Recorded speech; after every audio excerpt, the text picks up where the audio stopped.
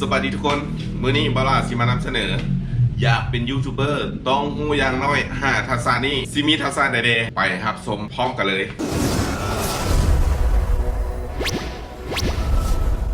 เฮามาเริ่มกันที่ทักษะที่5ทักษะที่5ก็คือทักษะในการออกแบบเนาะทักษะในการออกแบบใดส่วนหลักก็จะเป็นโลโก้เนาะโลโก้รายการโลโก้จะผ่านกระบวนการออกแบบเนาะจะมีการปรับภาพให้มันดูดีให้มันงามขึ้นเนาะ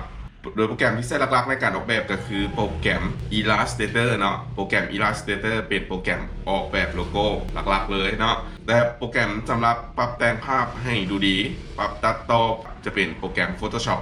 และโปรแกรม Lightroom เนาะเรามาต่อกันที่ทักษะที่4ทักษะที่4ก็คือการเห็นเอฟเฟกต์เนาะการใส่เอฟเฟกต์หรือแอนิเมชันเข้าในวิดีโอเนาะด้วยโปรแกรมเหล่านี้สำหรับ Mac OS เนาะใส่สำหรับ Mac ที่บาร่าใช้เลยก็คือโปรแกรม Keynote เนาะส่วนหลักก็จะใช้ Keynote ในการเห็นเอฟเฟกต์เห็นแอนิเมชันเห็นภาพเห็นแบบตัวการ์ตูนเคลื่อนไหวเพราะเห็นแบบโลโก้มันแลนนั่นแลนนี่สิเนาะมันจะใส่อยู่ในโปรแกรม Keynote เนาะสำหรับ Windows บาร่าก็ยังไม่เคยได้ใช้แต่ว่าส่วนหลายที่เห็นเพิ่นใช้กันก็คือเป็นโปรแกรม Adobe After Effects อันนี้คือจะเป็นทักษะในการสร้างแอนิเมชันให้วิดีโอให้เป็นที่น่าสนใจอันนี้คือมาต่อกันที่ทักษะที่3ก็คือการตัดต่อวิดีโอเนาะการตัดต่อวิดีโอแมนแนวไหนการตัดต่อวิดีโอการที่เป็นยูทูบเบอร์หรือการที่เป็นคอนเทนต์ครีเอเตอร์หรือว่าเป็นอย่างต่างๆนานาเนาะเขาต้องมีการตัดต่อ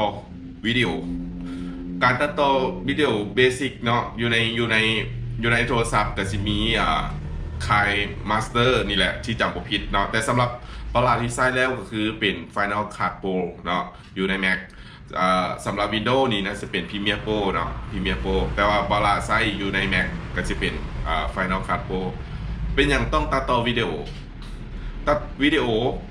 ที่เขาไปถ่ายมาเนาะเป็นวิดีโอดิบหรือภาษาอังกฤษเรียกว่า footage เนาะ footage ก็คือเป็นโปรแกรมเป็นไฟล์วิดีโอดิบที่เขาไปถ่ายเอาคอนเทนต์นั้นเขาไปถ่ายเอานู่นนี่นั่นไปถ่ายเอาเนี่ยก็ได้ที่จะมาเฮ็ดวิดีโอเพื่อจะลงโซเชียลของเขาเนาะก็คือถ่ายมาแบบดิบๆเขาต้องเอามาโยนใส่โปรแกรมเพื่อจะเอามาตัดต่อเนาะเพื่อจะมาปรุงแต่งให้มันดูดีให้มันเบิ่งแล้วสบายตาให้เบิ่งแล้วเข้าใจง่ายเนาะว่าง่ายๆคืออันไหนที่บ่จำเป็นเขาก็ต้องตัดออกเนาะอันไหนที่เขาต้องการเขาก็เอาไว้แล้วก็เขาก็ใส่เอฟเฟกต์ใส่นู่นนี่นั่นเข้าไปให้มันเกิดมีความน่าสนใจในวิดีโอเนาะมาถึงอันดับที่2อันนี้ก็ขาดบ่ได้คือกันเนาะอันดับที่2นี่จะเป็นการนำเสนอเนาะการนำเสนอเป็นอย่างการนำเสนอก็คือแบบบาร่าเว้านี่แหละเนาะก็คือบาร่ากำลังสื่อสารถึงพวกแก้วอยู่ว่าบาร่ากำลังซีบอกอย่างพวกแก้วกำลังซีสื่ออย่างพวกแก้วอันนี้คือการเป็นการนำเสนอเนาะก็คือการเว้าหน้ากล้องแบบนี้สำหรับคนที่มีพรสวรรค์นี่ก็จะได้เปรียบไปได้เนาะก็คือว่าอย่างก็เป็นตาน่าสนใจว่าอย่างก็เป็นตาตลกว่าอย่างก็เป็นตาฮักเป็นตาแพงเป็นตาอยากติดตามอันนี้คือคนที่มีพรสวรรค์ในการเว้าเนาะเป็นคนที่สามารถเว้าและดึงดูดคนให้ติดตามเนาะแต่ถ้าคนที่บ่มีพรสวรรค์เด้ถ้าคนบ่มีพรสวรรค์แบบคนขี้อายคนบ่กล้าเว้าหน้ากล้องเว้าแล้วแบบเห็นหน้ากล้องเราบ่อยากเว้าบ่เป็นสั้นเนี่ยประมาณนี้อันนี้ก็ต้องได้ฝึกฝนเนาะคนจำพวกนี้ก็ต้องได้ฝึกฝนหลายๆเนาะอยู่หน้ากล้องหลายๆให้มันเกิดความสิ้นเคยคิดว่ามันโบผ่านมันโบดีในคลิปนี้คลิปหน้าต้องพัฒนาแนวนี้เนาะเป็นเช่นบาร่าอีกอะว่าหน้ากล้องที่แรกนี่บาร่าก็สั่นโบจักซีว่าจังใดโบจักซีบอกว่าจังใดเพราะว่ามันมีความเขินอายโอ้โบจักซีบอกจังใดดูสิตอนนี้กับบาร่าก็ยังสั่นอยู่แต่ว่าเราก็ต้องได้เอามือซอยสิเนาะภาษามือสิเนาะเอิ้นว่าให้เอาความเก่งทั้งหมดเนี่ยมาใส่มือเพื่อมันระบายออกไปสิเนาะทักษะที่1เป็นมากหัวใจเลยที่ขาดบ่ได้เนาะขาดบ่ได้ในการนำเสนอเนาะนั่นก็คือทักษะในการสร้างเนื้อหาหรือสร้างคอนเทนต์เนาะคอนเทนต์เจ้าที่น่าสนใจหรือบ่มันขึ้นกับทักษะนี้เป็นอย่างข้อว่าสำคัญที่สุดคือทักษะนี้นี่มันเป็นเคิร์ดหน่อยก็คือบาร่าอะไรมันเป็นมากหัวใจเนาะก็คือก่อนที่เขาจะสร้างวิดีโอใดหนึ่งขึ้นมานี่มันต้องมีเนื้อหามันต้องมีการวางแผนกับวิธีการนำเสนอเนาะอย่างเช่นสิ่งที่ตัวเองถนัดมีอย่างนี้เนาะ ก็เขาต้องกลับไปคิดก่อนว่ากูถนัดเฮ็ดนี้เขาถนัดเฮ็ดนี้คอยถนัดเฮ็ดอันนี้คอยก็อยากนำเสนอให้ทุกคนได้รู้นำกันว่าคอยอยากสร้างความถนัดของคอยลงวิดีโอเพื่อสร้างเงินเนาะยกตัวอย่างเนาะก็จะมีคอนเทนต์การสอนเฮ็ดอยู่เฮ็ดกินเนาะคอนเทนต์การสอนออกกำลังกายคอนเทนต์การสอนพาไปเที่ยวพาไปกินแล้วก็คอนเทนต์การสอนภาษาหรืออันใดก็ได้เนาะที่ตัวเองถนัดเนาะแล้วนำเสนอให้มัน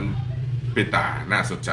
แล้วจากนั้นคนก็สิติดตามเองเนาะนำเสนอไปเรื่อยๆว่าล่าเองคือกันคลิป1คลิป2พี่คลิป50พี่คนจะคอยติดตาม